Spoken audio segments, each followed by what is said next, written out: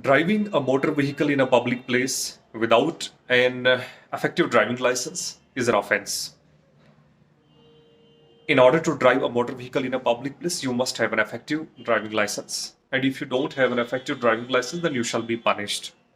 And you shall be punished under Section 181 of the Indian Motor Vehicle Act, 1988.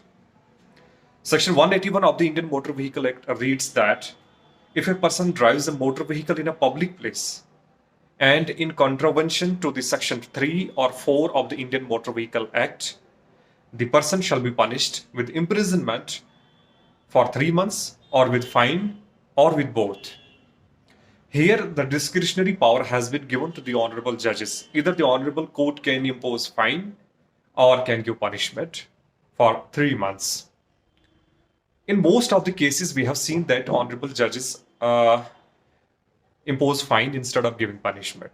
But it doesn't mean that the honorable court is not empowered to give punishment. Recently, an order was issued by the Srinagar court by the quorum of Judge Hakim Shabir Malik Saab, wherein 26 violators, including a girl, were sentenced to 1 day imprisonment for driving without license. They were sentenced to 1 day imprisonment under Section 181 of the Indian Motor Vehicle Act. And as I have already said, that Section 181 reads that if a person drives a motor vehicle in a public place and in contravention to the Section 3 or 4 of the Indian Motor Vehicle Act.